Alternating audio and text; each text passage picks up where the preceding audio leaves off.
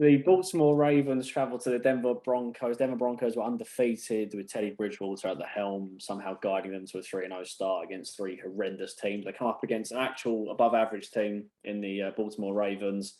And how did this one go, Jack? Let's start off with a joke for the team.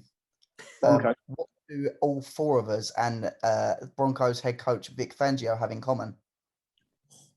We all like We all hate Lamar Jackson. No. There's supreme beef after this game, and I love it because between the two head coaches, this was actually the most exciting part, was the post-match interview between John Harbaugh and Vic Fangio. Basically, when you, and this won't apply to everyone in this game because certain Madden players among us are, shall we say, less than fair in their tactics. So if you are 16 points up with 3 seconds to go in the game, do you A, take the victory pose, take a knee, end the game, and that's it? Or do you B, take the snap from the shotgun, take the left-hand side of the field, take the 5 yards and claim a record, which they were chasing? In case everyone's wondering, it's the Ravens' 43rd consecutive games with 100 rushing yards. And that was a record equaled only by Pittsburgh Steelers, funnily enough, as much as we've slagged them off in the last 5 minutes, back in the 70s. Yeah, so, when the Steelers were good back in the 70s. Oh, of course, yeah. So basically, Fangio didn't take kindly to it. And I quote, and I'll be kind in the quote. Say it full quote. I thought it was kind of, I'm guessing that word.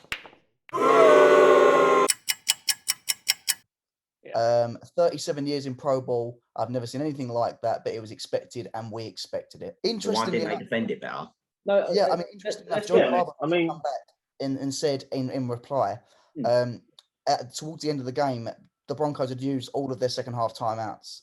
And literally, when you're 16 points behind, my favourite quote, I don't know that there's a 16-point touchdown that's going to be possible at the end of the game.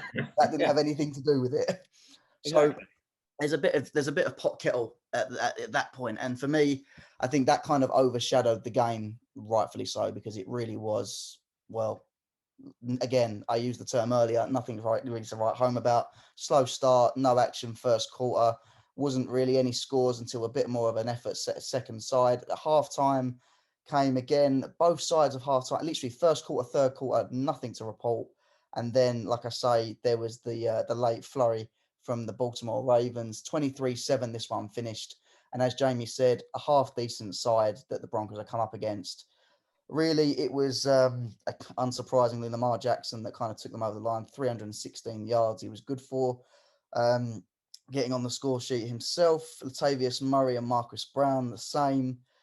But again, yeah, the most exciting part of this game, unfortunately for the Ravens fans, was the post-match interviews at the end of the day, and that is all there is to it. So, I mean, for me personally, I'm taking the knee there. I'm quite an honourable player. Jamie's shaking his head. If you're a Madden, you go for a Hail Mary. Let's be honest. 3 seconds to go. If you're up by like 20 points, I go for a Hail Mary. I go option C. I think Vic Fangio is being a bit of a... he's sour as anything. He's deflecting from how crap his team was in that game. To get 7 points at Mile High is horrendous and embarrassing.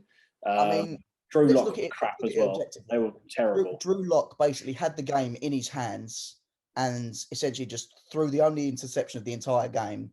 So you're on your own 20-yard line.